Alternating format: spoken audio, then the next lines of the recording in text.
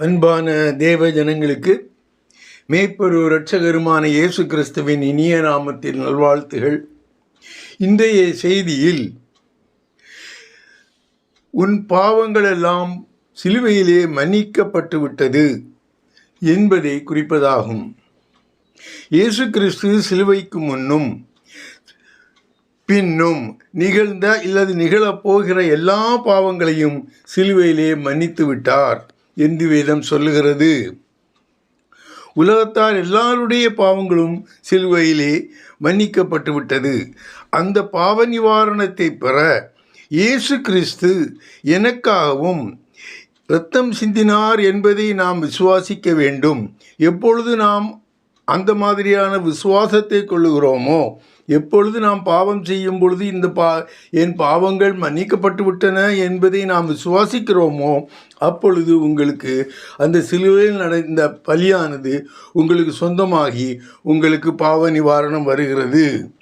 இது மட்டுமல்ல, இனிமேலும் உலகத்தில் உள்ள உலகத்தில் இந்த ஒரு காரியம், இந்த ஒரு சத்தியம் நடைமுறையில் இருக்கும்.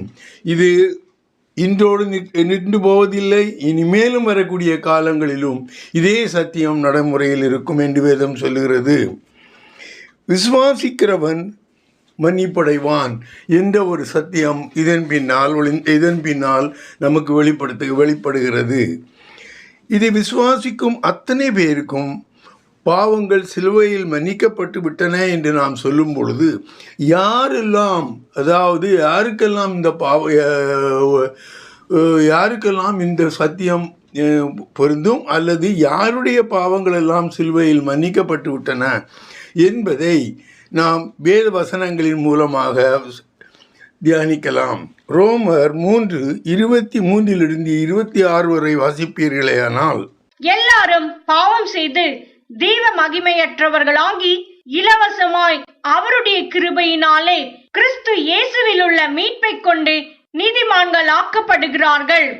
தேவன் பொறுமையாயிருந்த முற்காலத்தில் நடந்த பாவங்களை தாம் பொறுத்து கொண்டதை குறித்து தம்முடைய நீதியை காண்பிக்கும் பொருட்டாகவும் தாம் நீதியுள்ளவரும் இயேசுவினிடத்தில் விசுவாசமாய் இருக்கிறவனை நீதிமான் ஆக்குகிறவருமாய் விளங்கும்படி இக்காலத்திலே தமது நீதியை காண்பிக்கும் பொருட்டாகவும் கிறிஸ்து இயேசுவினுடைய இரத்தத்தை பற்றும் விசுவாசத்தினாலே பலிக்கும் கிருபாதார பலியாக அவரையே ஏற்படுத்தினார். இங்கு சொல்லப்பட்டிருக்கும் தேவன் பொறுமையாய் இருந்த முற்காலத்தில், அதாவது சிலுவைக்கு முன்னால் உள்ள காலங்களில் நடந்த பாவங்களை தேவன் பொறுத்து கொண்டதை நிரூபிக்கும் பொருட்டாகவும், அதன் பிறகு சிலுவைக்கு பிற்காலத்தில் கொண்டதை குறித்து நடந்த பாவங்களை தாம் பொறுத்து கொண்டதையும் நீதி உள்ளவரும் இயேசுவினிடத்தில், அதாவது இயேசுக்கு பிறகுதான் அந்த விசுவாசம் வருகிறது. நாம் அந்த சிலுவையை பற்றிய விசுவாசம், இயேசுவை பற்றிய விசுவாசம் சிலுவைக்கு பிறகு, அவர் மரித்து உயிரோடு எழுந்த பிறகுதான் நாம் அதை பற்றி பேசுகிறோம். ஆகையால் முற்காலத்தில் எப்படி பாவங்கள் மன்னிக்கப்பட்ட அதே மாதிரி இக்காலத்திலும் அது இயேசுவினிடத்தில் விசுவாசமாயிருக்கிறவனே ஆக்கிறவா விளங்கும்படிக்கும் இக்காலத்திலே தமது நீதியை காண்பிக்கும் பொருட்டாகவும் அவரை கிருபாதார பலியாக கொடுத்தார். முற்காலத்தில் பாவம் செய்தவங்களையும் பிற்காலத்தில் செய்யப்பட்ட பாவங்களையும் சிலுவைக்கு பிறகு செய்யப்பட்ட பாவங்களையும் அவர் சிலுவையிலே மன்னித்தார். இந்த சிலுவைக்கு பின்னால் செய்யப்பட்ட பாவங்கள் என்பது 2000 வருஷங்களுக்கு பிறகு நாம் என்ன சொல்லுகிறோம்? நம்முடைய பாவங்கள் மன்னிக்கப்பட்டன. 2000 வருஷத்துக்கு பிறகு அந்த சிலுவையிலே நடந்த பலியை நான் சுதந்திரித்துக் கொள்கிறேன். இதே மாதிரி இன்னும் எத்தனையோ வருஷங்களுக்கு பிறகு வரக்கூடிய என் சந்ததிகளும் இல்லது மற்றவர்களும் இதே சத்தியத்தை சுதந்திரித்துக் கொள்வார்கள். அவர்களுடைய பாவமும் சிலுவையிலே மன்னிக்கப்பட்டு விட்டன என்பதை விசுவாசத்தின் மூலமாக அவர்கள் சுதாகரித்துக் கொள்வார்கள். இதிலே ஒரு சின்ன மன சந்தேகங்கள் எழும்பலாம். நான் பிறவாது இருந்த போதும் நான் எந்த பாவமும் செய்யாதிருந்த போதும் எனக்கு முன்னால் நடந்த சிலுவை மரணத்தினால் எப்படி அது மன்னிக்கப்பட முடியும் நான் பிறப்பதற்கு முன்னாலேயும் நான் எந்த ஒரு பாவத்தையும் செய்யாதிருந்த போதும் என் பாவங்கள் மன்னிக்கு விட்டன என்று இந்த வசனம் சொல்லுகிறது. அது எப்படி கூடும்? இன்று சிலுவை அங்கு இல்லை. இன்றைக்கு நீங்கள் பாவம் செய்தால் உங்கள் பாவத்தை மன்னிப்பதற்கான சிலுவை அங்கு இல்லை. ஆனால் அந்த சிலுவையிலே மரித்த அந்த ஒரு பலியானது இன்றும் உயிரோடு இருக்கிறது என்று நாம் தேசத்தில் வாசிக்கிறோம். தேவனுடைய வலது பாரிசத்தில் அந்த பலி உட்கார்ந்து கொண்டிருக்கிறது. அது வெறும் சும்மா உட்கார்ந்து இருக்கவில்லை, அது இரத்தம், அதாவது பாவ மன்னிப்புக்கு ஏற்ற இரத்தத்தை சிந்திக்கொண்டே இருக்கிறது. நீங்கள் வெளிப்படுத்தல் 5:6 வாசிப்பீர்களேயானால் அதில் சொல்லப்பட்டிருக்கும், அடிக்கப்பட்ட வண்ணமாக இருக்கிற ஆட்டுக்குட்டின்னு போடப்பட்டிருக்கும். அந்த ஆட்டுக்குட்டியானவர் அடிக்கப்பட்ட வண்ணமாக இரத்தம் சிந்தினவராக இன்றும் இரத்தம் சிந்தி கொண்டிருக்கிறார். இதை மேலும் அதை வலு சேர்க்கிற விதமாக நீங்கள் வெளிப்படுத்தல் 19:13 வசனத்தை வாசிப்பீர்களே ஆனால், அவர் அர்மகதோன் யுத்தத்திற்கு போகும் பொழுது இரத்தம் தோய்ந்த ஒரு உடைகளை அணிந்திருந்தார் என்று போடப்பட்டிருக்கும். அந்த இரத்தம் யாருடைய இரத்தம்? வெளியில் உள்ள இரத்தத்தில் அவர் தோய்த்து எடுத்து கொண்டு வரவில்லை. அவருடைய சொந்த இரத்தத்தினாலே அவர் எப்படிப்பட்ட நிலையில் இருக்கிறார் என்று என்பதை இந்த வசனங்கள் விளக்குகின்றன. இன்றும் அவர் ஒரு அடிக்கப்பட்ட பலியாக, இரத்தம் சிந்துகிற பலியாக இருக்கிறார். நீங்கள் எருசலேமில் அதை பார்க்க முடியவில்லையே தவிர இன்றும் உங்களுக்கு அந்த பாவ நிவாரணத்திற்கான இரத்தம் சிந்தி கொண்டே இருக்கிறது. ஆக அதை நீங்கள் விசுவாசிப்பீர்களே ஆனால், இந்த இரத்தம் இன்றும் சிந்தி கொண்டு இருக்கிறது என்பதை நீங்கள் விசுவாசிப்பீர்களே ஆனால், உங்களுக்கு அதன் மூலம் வரக்கூடிய பாவ நிவாரணம் உங்களுக்கு சேர்ந்ததாக இருக்கிறது. இனி அதாவது இந்த அப்போஸ்தலர் பேதுரு அவருடைய நிருபத்தில் சொல்லுவார்,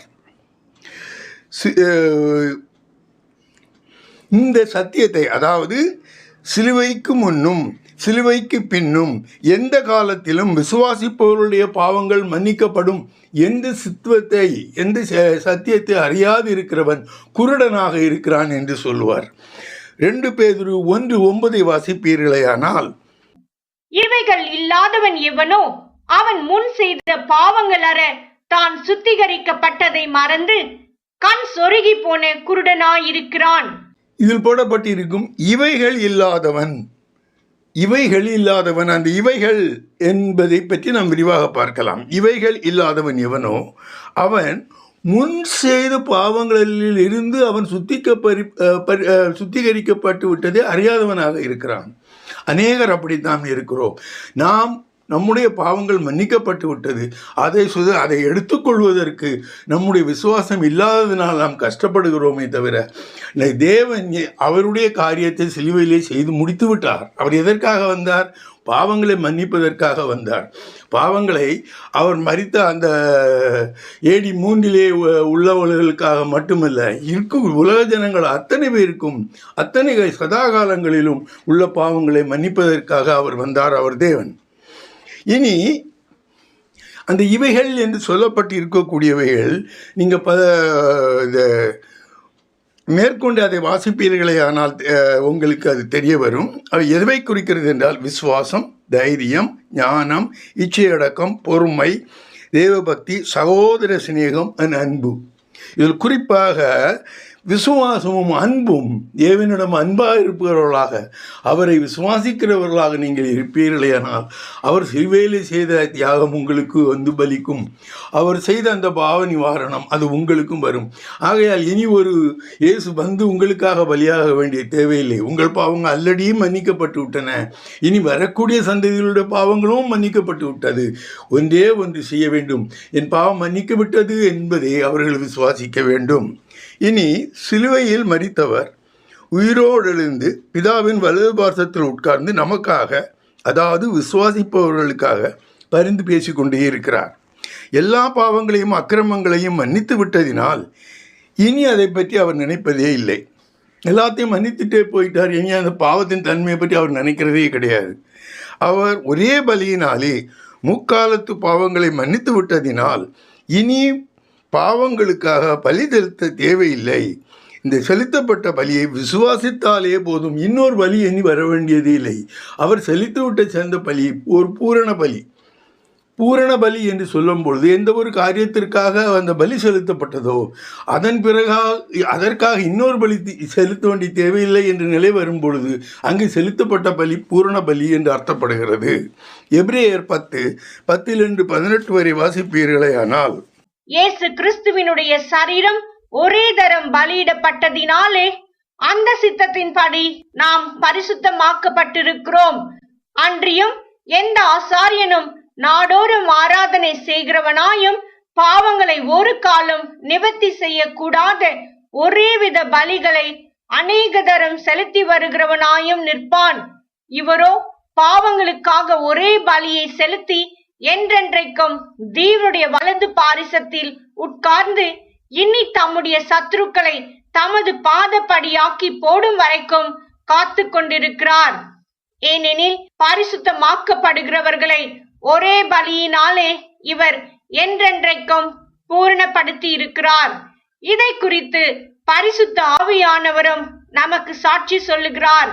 எப்படியெனில், அந்த நாட்களுக்கு பின்பு நான் அவர்களோட பண்ணும் உடன்படிக்கையாவது, நான் என்னுடைய பிரமாணங்களை அவர்களுடைய இருதயங்களில் வைத்து அவைகளை அவர்களுடைய மனதில் எழுதுவேன் என்று கர்த்தர் சொல்லுகிறார் என்பதை உரைத்த பின்பு, அவர்களுடைய பாவங்களையும் அவர்களுடைய அக்கிரமங்களையும் நான் இனி நினைப்பதில்லை என்பதை சொல்லுகிறார்.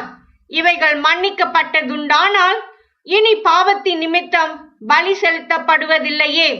இவரோ பாவங்களுக்காக ஒரே பலியை செலுத்தி என்றென்றைக்கும் தேவனுடைய வலது பாரிசத்தில் உட்கார்ந்திருக்கிறார். என்றென்றைக்கும் அவர் தேவனுடைய வலது பாரிசத்தில் உட்கார்ந்து கொண்டு அங்கே பார்த்து கொண்டே இருக்கிறார். அவர் என்றென்றைக்கும் உயிரோடு இருப்பதினால் இனி ஒரு பலி அங்கு செலுத்த வேண்டிய தேவையில்லை. அவர் வர வேண்டிய அதிலுள்ள காரியங்களை அவர் அங்கிருந்தே முடிக்கிறார். அதை விசுவாசிப்பவர்களுக்கு அவராலேயே அந்த பாவ நிவாரணம் கிடைக்கிறது.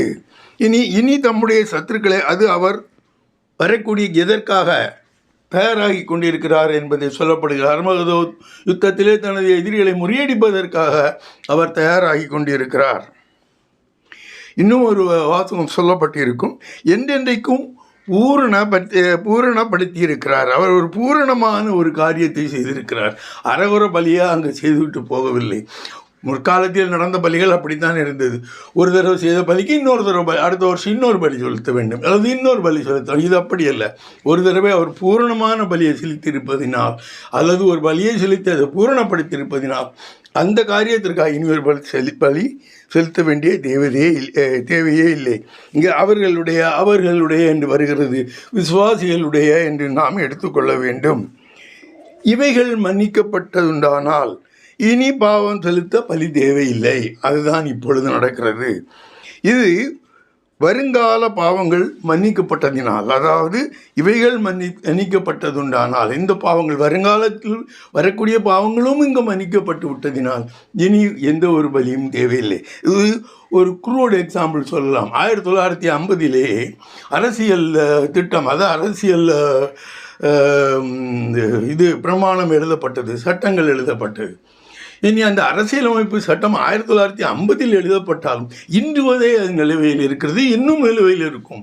எத்தனை வருஷம் இந்தியா எந்த நாடு இருக்குமோ அந்த நாடு இருக்கும் வரைக்கும் அது இருக்கும். அதே மாதிரி தான் அந்த சிலுவையில் எழுதப்பட்ட அந்த பிரமாணம் இன்றும் என்றும் இந்த ஜனங்கள் உயிரோடு இருக்கும் வரை அது இருக்கும் என்று புரிந்து கொள்ளலாம். இதை புரிந்து கொள்ள வேண்டியது அவசியம். அவர் என்ன சொல்வதைப் போல, நீங்கள் பாவத்திலிருந்து மன்னிக்கப்பட்டு விட்டீர்கள் என்பதை அறியாமல் பாவத்திற்காக நீங்கள் பரிகாரம் செலுத்தி கொண்டே இருக்கிறீர்கள். பாவத்தை பார்க்காதீர்கள், சிலுவையை பாருங்கள் என்று சொல்லுகிறான். பாவம் மன்னிக்கப்பட்ட சிலுவையை பாருங்கள், நீங்கள் பாவத்தை பார்த்து கொண்டே இருக்க வேண்டாம். பாவங்கள் எல்லாம் சிலுவையில் மன்னிக்கப்பட்டிருந்தாலும் எப்போதெல்லாம் நம்மால் பாவம் நிகழ்கிறதோ அப்போதெல்லாம் நாம் அவரை நோக்கி அறிக்கையிட வேண்டும். என் பாவம் மன்னிக்கப்பட்டு விட்டது, அது அங்கே இருக்குது, என்கிட்ட கொடுக்கல அவர். ஏன்னா எப்பப்போ நாம் விசுவாசிக்கிறேனோ அப்பொழுது அவர் நமக்கு அது வருகிறது. எப்பொழுது நாம் பாவம் செய்து விடுகிறேனோ, அறிந்தோ அறியாமலோ பாவம் செய்ய நேரிடுகிறதோ அந்த சமயத்திலே நாம் அதை அவருக்கு அறிக்கை செய்ய வேண்டும். ஆண்டவரே, நான் பாவம் செய்துட்டு எனக்கு மன்னிச்சுருங்கன்னா அவர் அங்கே கொடுத்துட்றார். அல்லது அந்த சிலுவையில் உன் பாவம் உனக்குள்ள வைக்கப்பட்டிருக்க பாவ நிவாரணம் உன்னை வந்து சேர்ந்து விடுகிறது. 1 யோவான் 1:7-9 வரை வாசிப்பீர்களே. ஆனால் அவர் ஒளியில் இருக்கிறது போல நாமும் ஒளியிலே நடந்தால் ஒருவரோடொருவர் ஐக்கியப்பட்டிருப்போம். அவருடைய குமாரனாகிய இயேசு கிறிஸ்துவின் இரத்தம் சகல பாவங்களையும் நீக்கி நம்மை சுத்திகரிக்கும்.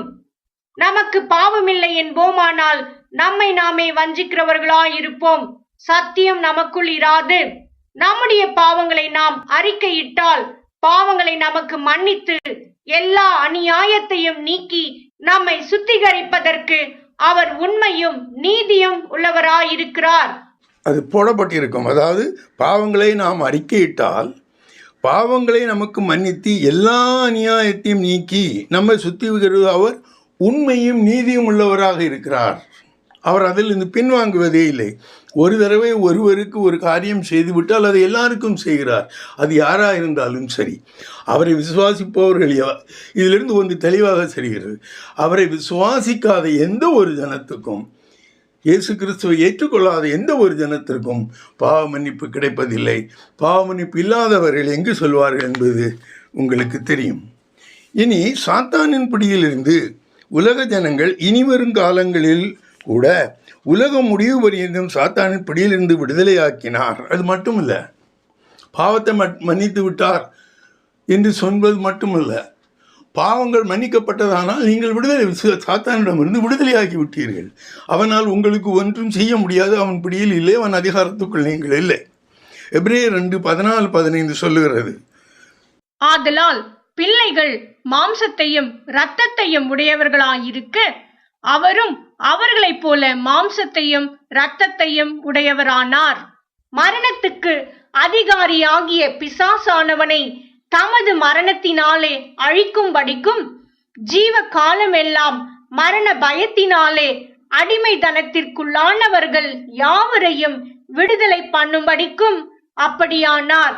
இனி விடுதலையாக்கப்பட்டு சாத்தானிடந்தும் விடுதலையாக்கப்பட்ட நாம் திரும்பவும் அவன் வலையில் போய் விழாதபடிக்கு நாம் தேவனுக்கு அடிமைகளாகி விடுவோமானால் அவர் மூலமாக வருகிற பரிசுத்தத்தினால், அவர் மூலமாக வருகிற பரிசுத்த ஆவியினால்,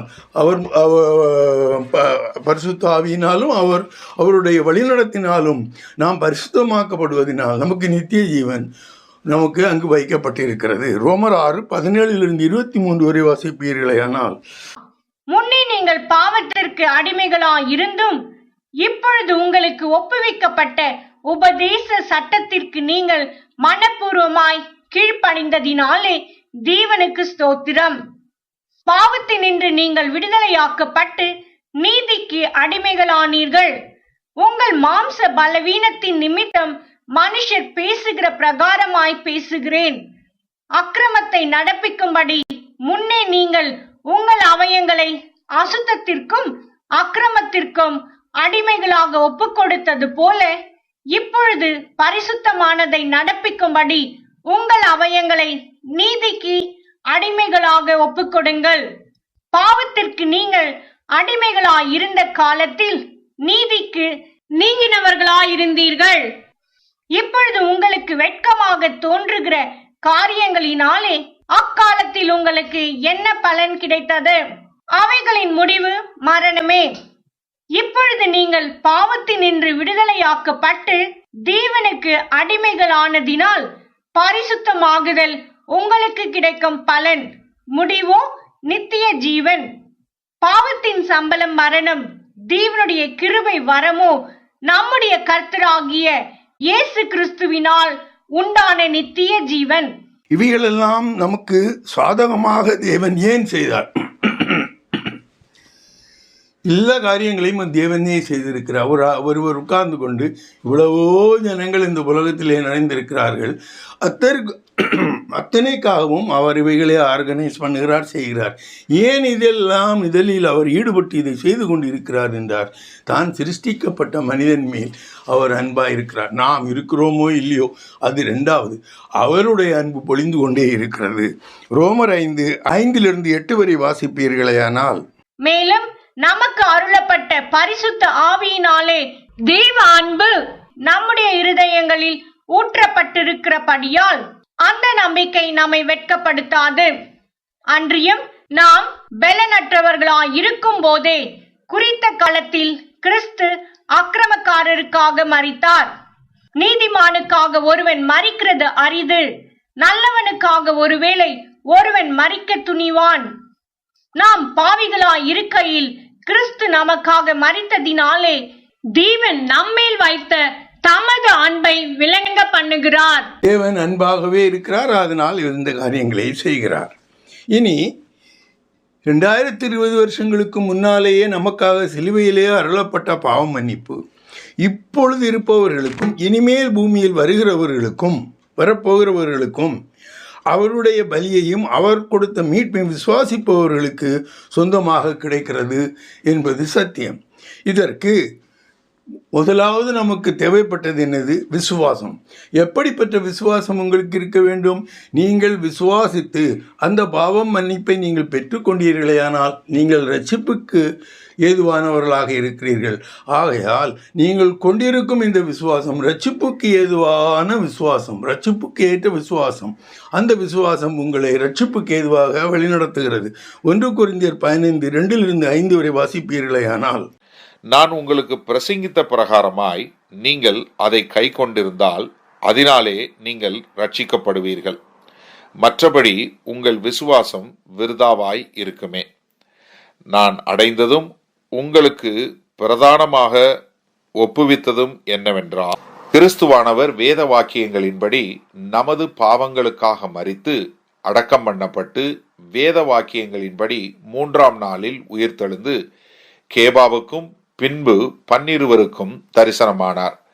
சிலுவையில் மரித்த பிறகு இந்த விசுவாசம் வந்தது. ஏனென்றால் இந்த விசுவாசத்தில் 3 காரியம் தெளிவாக சொல்லப்பட்டிருக்கிறது. இயேசு கிறிஸ்து நமக்காக மரித்தார், உயிரோடு எழுந்து அடக்கம் செய்யப்பட்டார். அதன் பிறகு அவர் உயிரோடு எழுந்து அந்த பலி உயிரோடு எழுந்து இன்றும் உயிரோடு இருக்கிறது. தேவனுடைய வலது பாரிசத்திலிருந்து நமக்காக பரிந்து கொண்டு இருக்கிறது. அது மட்டுமல்லாமல் அவர் பிரதான ஆசாரியர் பழைய ஏற்பாட்டு காலத்தில் என்ன செய்து கொண்டிருந்தாரோ அதே அவரும் நமக்கு செய்து கொண்டிருக்கிறார். அடுத்ததாக, இயேசு கிறிஸ்து விட்டு சென்ற கற்பனைகளை கை கொண்டு நடப்பவர்கள் யாராயிருந்தாலும் சரி, அவர் அருளிய பாவ நிவாரணத்தை தமதாக்கிக் கொள்கிறார்கள். அது யாராயிருந்தாலும் சரி, நீங்கள் அவரை விசுவாசிப்பீர்களே ஆனால் அவர் செய்து வைத்து விட்டு போன அந்த பாவ நிவாரணம், சிலுவையிலே அவர் வைத்து விட்டு போன பாவ நிவாரணம் உங்களுக்கும் சொந்தமாகி விடுகிறது. 1 யோவான் 2:2-7 வரை வாசிப்பீர்களே ஆனால், நம்முடைய பாவங்களை நிவர்த்தி செய்கிற கிருபாதார பலி அவரே. நம்முடைய பாவங்களை மாத்திரமல்ல, சர்வ லோகத்தின் பாவங்களையும் நிவர்த்தி செய்கிற பலியாயிருக்கிறார்.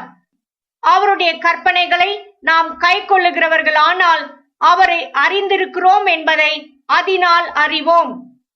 அவரை அறிந்திருக்கிறேன் என்று சொல்லியும் அவருடைய கற்பனைகளை கை கொள்ளாதவன் பொய்யனாயிருக்கிறான், அவனுக்குள் சத்தியம் இல்லை. அவருடைய வசனத்தை கை கொள்ளுகிறவனிடத்தில் தெய்வ அன்பு மெய்யாக பூரணப்பட்டிருக்கும். நாம் அவருக்குள் இருக்கிறோம் என்பதை அதனாலே அறிந்திருக்கிறோம். அவருக்குள் நிலைத்திருக்கிறேன் என்று சொல்லுகிறவன் அவர் நடந்தபடியே தானும் நடக்க வேண்டும். சகோதரரே, நான் உங்களுக்கு புதிய கற்பனையை அல்ல, ஆதி முதல் நீங்கள் பெற்றிருக்கிற பழைய கற்பனையையே எழுதுகிறேன். அந்த பழைய கற்பனை நீங்கள் ஆதி முதல் கேட்டிருக்கிற வசனம்தானே.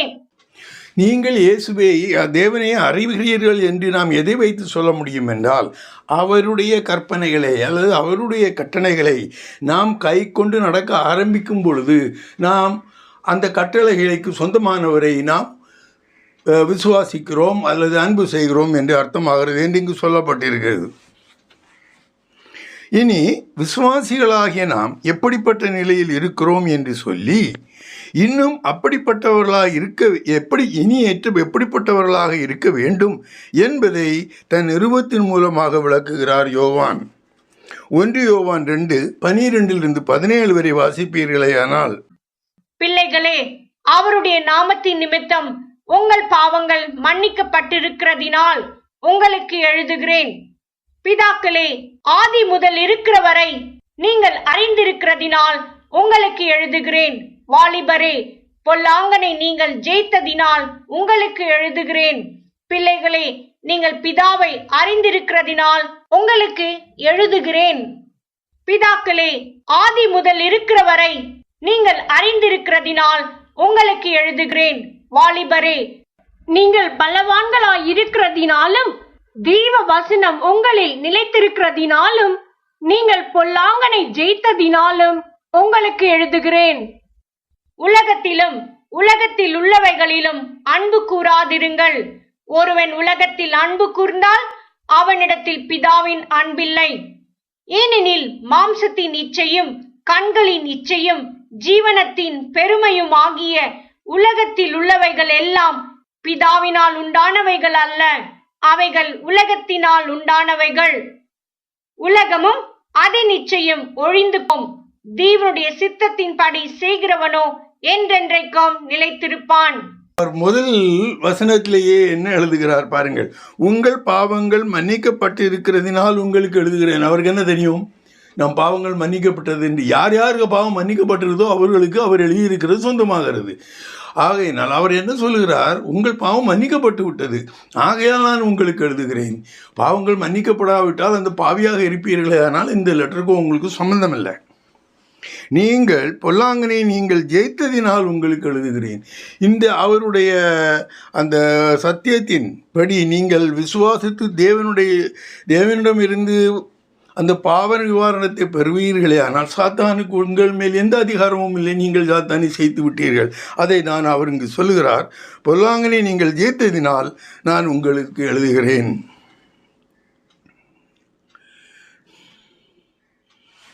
இனி அநேக காரியங்கள் சொல்லுகிறார். குறிப்பாக அவர் சொல்லக்கூடியது, இவைகளையெல்லாம் பெற்றுக்கொள்ள வேண்டுமானால் உலகத்திலும் உலகத்தில் உள்ளவைகளிலும் அன்பு கூறாதிருங்கள். ஒருவன் உலகத்தில் அன்பு கூர்ந்தால் அவனிடத்தில் பிதாவின் அன்பில்லை. உலகம் என்று இங்கு சொல்லப்பட்டிருக்கிறது. இந்த லோகாதிபதியாகிய அந்த சாத்தானால் கட்ட வைக்கப்பட்ட காரியங்களை பற்றி தான் இங்கு சொல்லுகிறார். அவனுடைய காரியங்கள் நீங்கள் விசுவாசமாக இருந்தீர்கள், அல்லது அதில் நீங்கள் ஈடுபாடாக இருப்பீர்களே, ஆனால் உங்களுக்கும் தேவனுக்கும் சம்பந்தம் இல்லை என்று சொல்லப்பட்டிருக்கிறது. அதுவும் தெளிவாக சொல்கிறார். அதுவும் உங்கள் பூமியினில் உண்டாயிருக்கக்கூடிய எல்லா காரியங்களும் தேவனால் உண்டானது என்று நீங்கள் எடுத்துக்கொள்ளக்கூடாது. உங்களை திசை மாறி போய் செய்வதற்காக இது சாத்தானால் உண்டானது என்றும் உண்டு.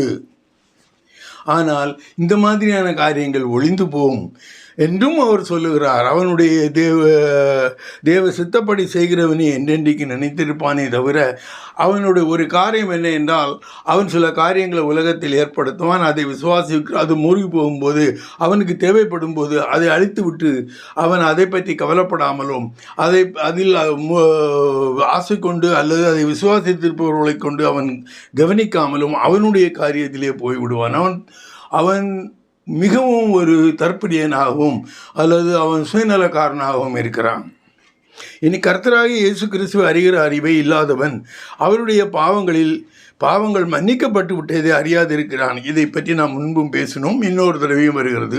2 பேதுரு 1:9 வாசிப்பீர்களேயானால், இவைகள் இல்லாதவன் எவனோ அவன் முன் செய்த பாவங்கள் அற தான் சுத்திகரிக்கப்பட்டதை மறந்து கண் சொருகி போன குருடனாயிருக்கிறான். எப்படி விசுவாசத்தினால் அநேக வருஷங்களுக்கு முன்னால் வாழ்ந்து மடிந்து போன ஆபிரகாம் நமக்கு தகப்பனானாரோ, அதாவது விசுவாசத்தினால் அநேக வருஷங்களுக்கு முன்னால் வாழ்ந்து மடிந்து போன ஆபிரகாம், அதாவது தேவனுடைய சிநேகிதன் என்று அறியப்படுகிற ஆபிரகாம் நமக்கு தகப்பனானாரோ, அதே போல இயேசு கிறிஸ்துவின் மேலுள்ள விசுவாசத்தினால் அவர் செய்த காரியங்களை நாம் விசுவாசிப்பதினால் நாம் இயேசு கிறிஸ்து நமக்காக ஏற்படுத்தி இருக்கக்கூடிய பாவ மன்னிப்பிற்கும் நாம் சுதந்திரராகி விடுகிறோம். எப்படி நாம் ஆபிரகாமுக்கு சுதந்திரராகி விடுகிறோமோ, விசுவாசத்தின் மூலமாக அதே விசுவாசத்தின் மூலம் அந்த விசுவாசத்தின் இயேசு கிறிஸ்துவின் மேல் வைப்பீர்களே, ஆனால் அவர் செய்த அந்த பாவ நிவாரணமும் அவங்களுக்கு வந்து சேர்ந்து அதற்கு நீங்கள் சுதந்திராகி விடுகிறீர்கள் என்று இங்கு சொல்லப்பட்டிருக்கும். ரோமன் 4:17-25 வரை வாசிப்பீர்களே, ஆனால் அநேக ஜாதிகளுக்கு உன்னை தகப்பனாக ஏற்படுத்தினேன் என்று எழுதியிருக்கிறபடி அவன் தான் விசுவாசித்தவருமாய் மரித்தோரை உயிர்ப்பித்து இல்லாதவைகளை இருக்கிறவைகள் போல அழைக்கிறவருமாய் இருக்கிற தேவனுக்கு முன்பாக நம்மெல்லோருக்கும் தகப்பனானான். உன் சன்னதி இவ்வளவா இருக்கும் என்று சொல்லப்பட்டபடியே தான் அநேக ஜாதிகளுக்கு தகப்பனாவதை நம்புகிறதற்கு ஏதுவில்லாதிருந்தும் அதை நம்பிக்கையோடே விசுவாசித்தான். அவன் விசுவாசத்திலே பலவீனமா இருக்கவில்லை. அவன் ஏறக்குறைய 100 வயதுள்ளவனாய் இருக்கும்போது தன் சரீரம் செத்து போனதையும் சாராளுடைய கற்பம் செத்து போனதையும் எண்ணாதிருந்தான். தேவனுடைய வாக்குத்தத்தத்தை குறித்து அவன் அவிசுவாசமாய் சந்தேகப்படாமல் தேவன் வாக்குத்தத்தம் பண்ணினதை நிறைவேற்ற வல்லவராய் இருக்கிறார் என்று முழு நிச்சயமாய் நம்பி தேவனை மகிமைப்படுத்தி விசுவாசத்தில் வல்லவனானான். ஆகையால் அது அவனுக்கு நீதியாக எண்ணப்பட்டது. அது அவனுக்கு நீதியாக எண்ணப்பட்டது என்பது அவனுக்காக மாத்திரமல்ல, நமக்காகவும் எழுதப்பட்டிருக்கிறது. நம்முடைய கர்த்தராகிய இயேசுவை மரித்தோரிலிருந்து எழுப்பினவரை விசுவாசிக்கிற நமக்கும் அப்படியே எண்ணப்படும். அவர் நம்முடைய பாவங்களுக்காக ஒப்பு கொடுக்கப்பட்டும் நாம் நீதிமான்களாக்கப்படுவதற்காக எழுப்பப்பட்டும் இருக்கிறார். ஒரு முக்கியமான காரியம், நம்முடைய கர்த்தராகிய இயேசு கிறிஸ்துவை நீங்கள் விசுவாசிக்கும் பொழுது அவர் எப்படி சிலுவையில் மரித்தாரோ ஏன்னா அவர் பாவங்களுக்காக மரித்தார், அதே மாதிரி நாமும் பாவங்களுக்காக மரித்து விட்டு அவர் எப்படி பாவம் இல்லாதவராக எழுந்தாரோ அதே மாதிரி நாமும் புதிதான மனிதனுடைய பாவமில்லாதவர்களாக எழுந்து நடப்போம் என்று இங்கு சொல்லப்பட்டிருக்கிறது. ஆகையினால் அந்த விசுவாசத்தை ஹைலைட் பண்ணுகிறார் இங்கு. அந்த விசுவாசம் இருக்கும் பொழுது அது உங்களை பாவம் இல்லாத ஒரு ட்ராக் இல்லை ஒரு வழியிலே கொண்டு விடுகிறது. அது நேராக நித்திய ஜீவனுக்கு போகிறது. இனி சாத்தானை சிலுவையில் தோற்கடித்ததினால் சாத்தான் தேவனை பழிவாங்கும் விதமாக அவரை சார்ந்த பாவ மன்னிப்பை பெற்று ரட்சிக்கப்படுவதற்கு தயாராக இருக்கிறவர்கள் விசுவாசத்திலிருந்து விலகி போய் இயேசு கிறிஸ்துவை மறுதலிக்கும்படி செய்து விடுகிறான். அவனுக்கு வேலையாக தான் யார் விசுவாசிக்கிறார்களோ அவங்கள தான் அட்டாக் பண்ணுவான். அவனை விசுவாசித்து அவன் வைத்திருக்கக்கூடிய காரியங்கள் மூழ்கி போய் அதில் சந்தோஷமாக இருப்பவர்களை விட்டு விடுவான். ஏனென்றால் அவனுக்கு நன்றாகவே தெரியும் இவர்கள் எல்லோரும் தேவனுக்கு எதிரிகள் என்று. அவர்களை பற்றி அவன் கவலைப்பட மாட்டான். ஆனால் யார் இயேசு கிறிஸ்துவை விசுவாசிக்கிறார்களோ அவர்கள் மேல் கண்ணும் கருத்துமாயிருந்து அவர்களை அந்த விசுவாசத்திலிருந்து மாறி போவதற்கு செய்வான். 2 பேதுரு 2:20-22 வரை வாசிப்பீர்களேயானால், கர்த்தரும் இரட்சகருமாய் இருக்கிற இயேசு கிறிஸ்துவை அறிகிற அறிவினாலே உலகத்தின் அசுத்தங்களுக்கு தப்பினவர்கள் மறுபடியும் அவைகளில் சிக்கிக்கொண்டு ஜெயிக்கப்பட்டால் அவர்களுடைய பின்னிலைமை முன்னிலைமையிலும் கேடுள்ளதாயிருக்கும்.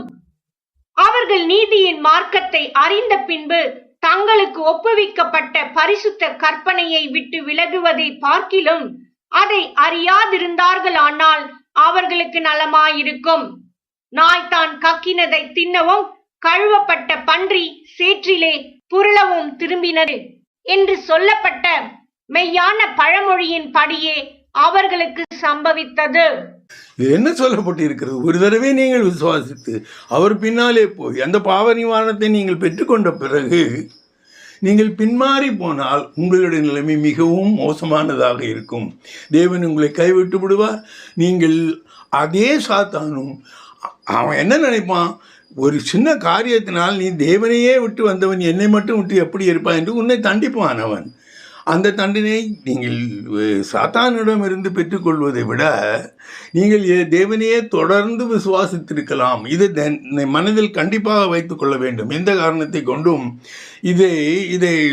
இதற்கு விளக்கம் சொல்கிறவர்கள் பழைய ஏற்பாட்டு காலத்தில் அநேக தெய்வங்கள் இருந்தார்கள். கர்த்தர் அதுபோக அநேக தெய்வங்களை வைத்து அவர்கள் அஸ்ரோத் அது இது என்று வழிபட்டார்கள். அந்த சாலோமோனுடைய காலங்களில் எப்படி அவன் அந்த ஸ்திரீகளால் அந்த மார்க்கங்களுக்கு இழுபட்டானோ அதே மாதிரி அந்த தெய்வத்தின்பால் இழுபட்டு போகிறவர்கள் இந்த கிறிஸ்துவை விட்டுவிட்டு அந்த தேவர்களை தன்னுடையவர்களாக ஏற்றுக்கொள்வார். அவர்களுக்காக இது சொல்லப்பட்டு இருக்கிறது என்று சொல்லுகிறார்கள். இது எல்லோருக்காக சொல்லப்பட்டு இருக்கிறது.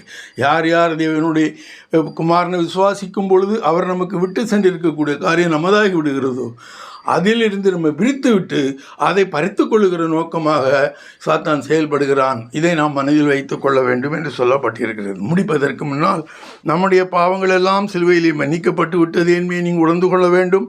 இதை விசுவாசிப்பவர்கள் பாவ மன்னிப்பை பெற்றுக் கொள்ளுகிறார்கள் என்றும் நீங்கள் விசுவாசிக்க வேண்டும். பாவத்தை கூடுதலாக அதை பற்றி கவலைப்படுகிறதை விட தேவன் மேலுள்ள விசுவாசத்திலேயே நீங்கள் கண்ணும் கருத்துமாக இருக்க வேண்டும். பாவங்கள் எப்படிப்பட்டவர்கள் என்று நீங்கள் பார்க்க வேண்டிய தேவையில்லை.